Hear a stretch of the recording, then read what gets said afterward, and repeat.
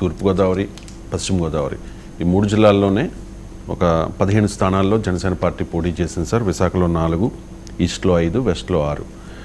శ్రీకాకుళంలో 1 నియోజకవర్గం, విజయనగరంలో 1 నియోజకవర్గం, చిత్తూరులో 1 నియోజకవర్గం, కడపలో 1 నియోజకవర్గం, గుంటూరు, కృష్ణాల్లో ఒక్కొక్క నియోజకవర్గం. అంటే మీరు చెప్తున్నట్టుగా అన్ని చోట్ల కూడా పార్టీ బలంగా లేదనే ఒక సంకేతాన్ని ఇచ్చారు. దాంతోపాటుగా అనకాపల్లి, విశాఖ సౌత్, తిరుపతి ఈ 3 చోట్ల కూడా వైసీపీ నుంచి వచ్చిన అభ్యర్థులు, వైసీపీ నాయకుల్ని ఈ పార్టీలోకి తీసుకొచ్చి టికెట్స్ ఇచ్చారు సార్.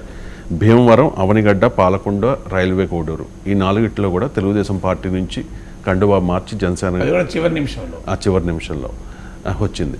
కాబట్టి నా క్వశ్చన్ ఏంటంటే, కూటమి అధికారంలోకి వస్తే జనసేనకు భవిష్యత్తు ఉండదు అని కొంతమంది ప్రచారం చేస్తూ ఉన్నారు సార్. కొంతమంది జనసేన నాయకులు చెప్తూ ఉన్నారు. అండ్ జగన్ అధికారంలోకి వస్తే టీడీపీ ఖతమవుతుంది కాబట్టి భారతీయ జనతా పార్టీ అండతో జనసేన 2029 ఎన్నికల్లో జగన్కు ప్రత్యామ్నాయ శక్తిగా ఎదగలుగుతుంది అనేది కొంతమంది అంచనా. ఏ పార్టీ కథం కాదు. ఇలా టీడీపీ కథం మొత్తం చాలామంది ఊహాగానాలు చేశారు. టీడీపీ గెలిచినా వైసీపీ కథం కాదు, జగన్ మళ్ళీ గెలిచినా టీడీపీ కథం కాదు. ఇది ఇంపాసిబుల్ రాజకీయ పార్టీలు అయ్యేది. రాజకీయ పార్టీ ఇంత చరిత్ర ఉన్న పార్టీలు ఎందుకు కథం అవుతాయండి? సో అందువల్ల ఇలాంటి ఉపన్యాసాలు ఇస్తూ ఉంటారు. ఇప్పుడు 23 మంది వైసీపీ ఎమ్మెల్యేలు టీడీపీలో చేరినప్పుడు అయిపోయింది జగన్ పని అనలేదా? మరి జగన్ మరి 150 సీట్లతో గెలవలేదా? చంద్రబాబు నాయుడు 23 సీట్లకే పరిమితమైన టీడీపీ పని అయిపోయిందని అనలేదా? ఇవాళ మళ్ళీ ఈ స్థాయిలో పోటీ ఇచ్చింది కదా, రిజల్ట్ ఏమొస్తుందో చూద్దాం. సో అందువల్ల ఇలాంటి ఊహాగానాలు చేస్తూనే ఉంటారు.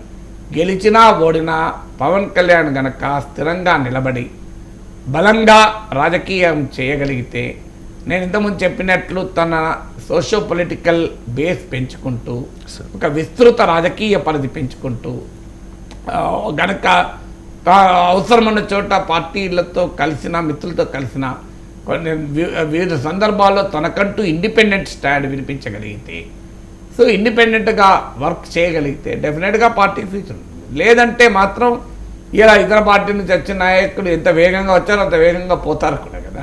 ఇప్పుడు పవన్ కళ్యాణ్కి అనుభవం కదా, లాస్ట్ ఎలక్షన్లో ఒక్కరిని గెలిపి తనపై వైసీపీ అయ్యాడు కదా.